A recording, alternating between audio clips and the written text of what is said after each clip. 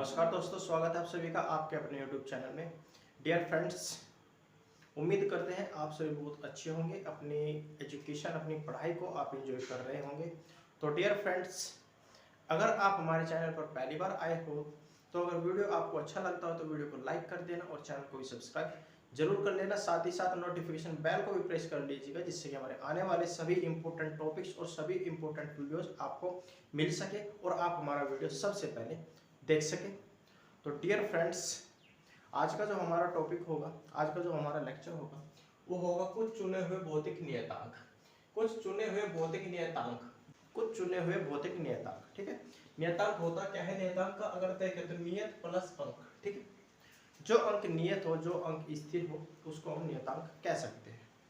अब देखिए, आज का इस लेक्चर का मीनिंग क्या है, इसको बोलेंगे क्या? देखिए, इसका अगर आप शॉर्टली नेम बोलो तो इसका हम बोलेंगे 5 मिनट्स फास्टेड रिवीजन।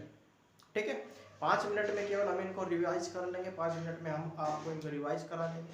क्योंकि ये जो चुने हुए भौतिक नियतांक है, ये आपको हर एक कॉम्पिटिटिव एग्जाम्स होते हैं, जैसे एनडीए होगा या फिर एयरफोर्सेस के जो एग्जाम्स होते हैं, उनमें जो फिजिक्स के क्वेश्चंस होते हैं, कहीं ना कहीं उनमें जो नियतांक होते हैं ये इंटरनली इन्वॉल्व रहते हैं। ठीक है, क्योंकि न्यूमेरिकल्स जब आप सोल्व करोगे तो उनमें कहीं ना कहीं आपको जो छोटी छोटी वैल्यूज होती है वो आपको पता होना चाहिए, तभी आप न्यूमेरिकल को अच्छे से हैंडल कर पाओगे और उसको अच्छे से सोल्व कर पाओगे।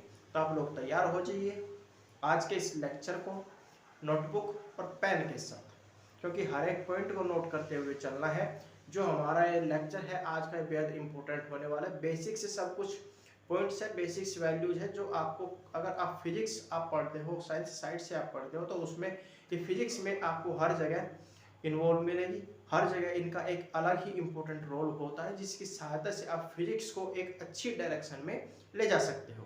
तो चलिए शुरू करते हैं आज के इस लेक्चर को, 5 मिनट्स फास्टेड रिवीजन।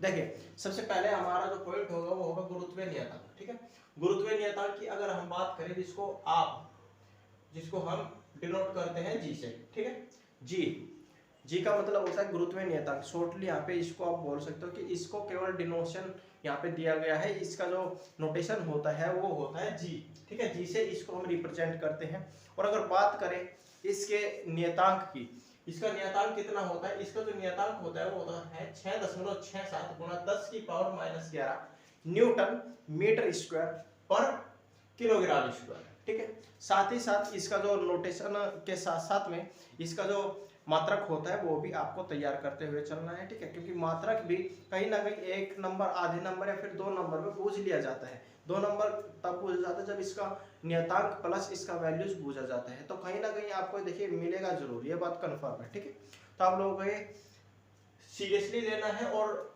मिस तो बिल्कुल भी मत करिएगा। तो इसका जो गुरुत्वीय नियतांक जो होता है, इसका मान हो जाता है कितना? 6.67 गुणा 10⁻⁻11 न्यूटन मीटर स्क्वायर पर किलोग्राम स्क्वायर। क्लियर? अब बात कर लेते हैं सेकंड नंबर की। सेकंड नंबर का जो इंपॉर्टेंट वैल्यू है वो है अवोगाद्रो संख्या। ठीक है, अवोगाद्रो नंबर्स, इसको हम डिनोट करते हैं कैपिटल एन से। अवोगाद्रो नंबर होता क्या है? देखिए, अगर इसको आपको बिल्कुल बेसिक से समझना हो तो इसका भी आप लोगों को सॉल्यूशन मिल जाएगा। देखिए, अब बात करते हैं इसकी वैल्यूज की। ठीक है, वैल्यूज कितना होता है, इसका नियतांक कितना होता है, तो वो आप लोगों को यहाँ पे समझना है। देखिए, अवोगाद्रो संख्या जो हमारा कैपिटल एन से डिनोशन हम इसको करते हैं, इसको डिनोट करते हैं कैपिटल एन से, उसका जो वैल्यू होता है वो होता है 6.02 गुणा 10⁻23 प्रति मोल। दैट इज 6.02 गुणा 10 का पावर 23।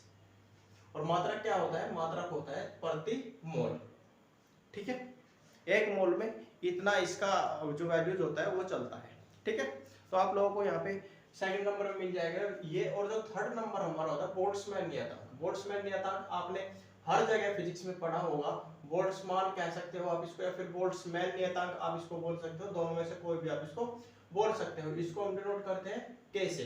के का मतलब होता है बोल्ट्जमैन नियतांक। अगर आपसे पूछ लिया जाए कि भाई के का मतलब क्या होता है या फिर के का वैल्यूज क्या होता है, भौतिक नियतांक क्या होता है, तो आप लोगों को समझ जाना है कि के का मतलब तो होता है बोल्ट्जमैन नियतांक, और इसका जो वैल्यू होता है वो इसमें यहाँ पे कहा गया है 1.38 गुना 10⁻⁻23 जूल पर केल्विन।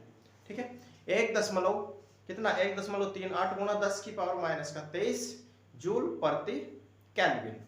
ठीक है, तो आप लोगों को देखिए ये जो बेसिक्स होते हैं, ये जो बेसिक्स पॉइंट्स होते हैं, ये तो आपको कंफर्म करने पड़ेंगे, तभी जाके ये आपको जो फिजिक्स है ये अच्छे से क्लियर होगी। फिजिक्स का जो मटेरियल है वो क्लास 6 से आप बोल सकते हो, क्लास 6, 7 और आगे तो जितना आप पढ़ते हो उतना वहाँ पे मिलता ही है। बस क्या होता है कि स्टार्टिंग में जो छोटे छोटे पॉइंट्स होते हैं जिस तरीके से है, इन्हीं का जो स्वरूप होता है वो प्रसार हो जाता है, स्प्रेड आप बोल सकते हो, फैलाव।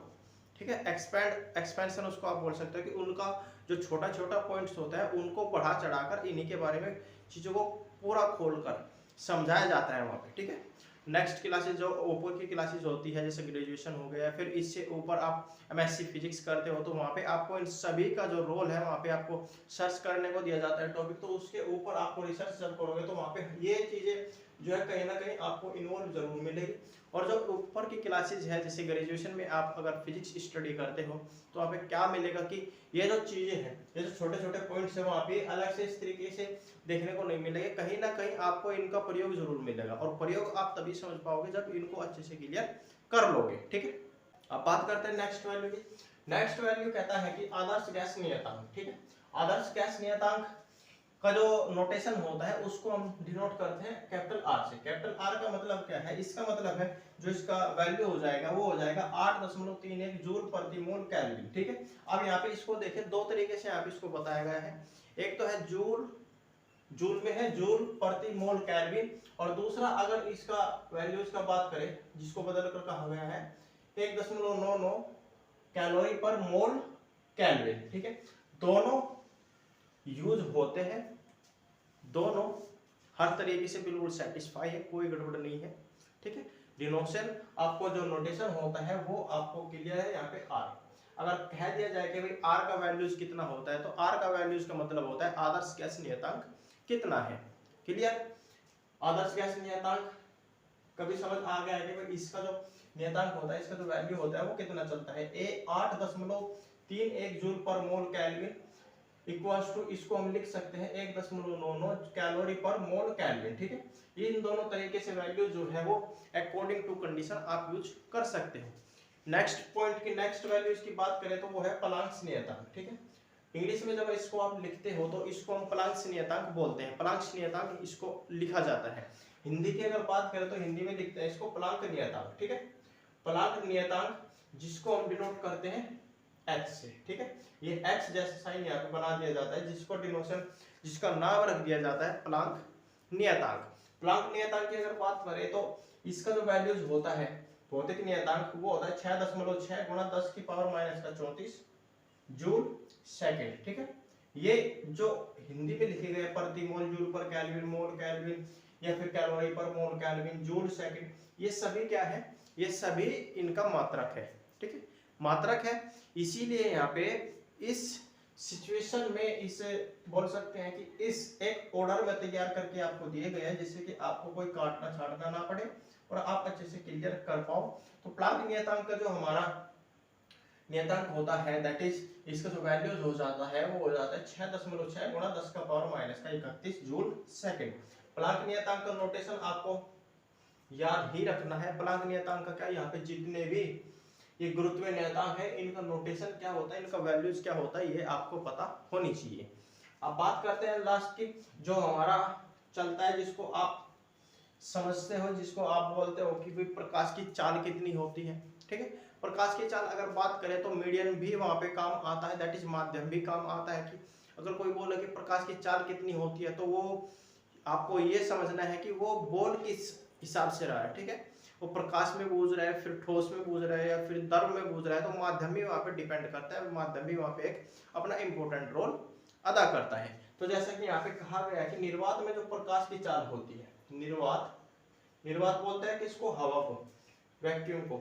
निर्वात में प्रकाश की चाल जो होती है c, वो कितना होता है 3 × 10⁸ मीटर पर सेकेंड। ठीक है, 10⁸ 3 × 10⁸। अब 3 के आगे आप 10 जीरो यहाँ पे कितना लिखा है 10 का पावर 8 है, उतना आप जीरो लगा लीजिए, आप गिन के देख लीजिए कितना इसका चाल होता है। 3 गुणा 10 का पावर 8 मीटर पर सेकंड निर्वात जो होती है प्रकाश की चाल इसमें चलती है। ठीक है, तो ये हमारे आज के इस लेक्चर के कुछ इंपॉर्टेंट वैल्यूज थे जो आपको फिजिक्स में हर जगह काम आते हैं, और यही हमने यहाँ पे इसीलिए सेलेक्ट किया है कि आपको एक बेसिक्स, एक बेस आपको क्लियर करके दे दिया जाए, तैयार करके दे दिया जाए फिजिक्स में, जिससे कि आपको न्यूमेरिकल्स को सोल्व करने में काफ़ी ज़्यादा हेल्प मिल सके। तो डियर फ्रेंड्स, अगर आपको हमारा आज का लेक्चर अच्छा लगता है, आपको वीडियो पसंद आता है, तो इस वीडियो को लाइक करिएगा और ज़्यादा से ज़्यादा शेयर करिएगा, जिससे कि बाकी के स्टूडेंट को भी इनमें हेल्प मिल सके। तो डियर फ्रेंड्स, आज के इस वीडियो में बस इतना ही। मिलते हैं फिर किसी नए वीडियो में नेक्स्ट इम्पोर्टेंट टॉपिक्स के साथ, वैल्यूज के साथ। तब तक के लिए नमस्कार।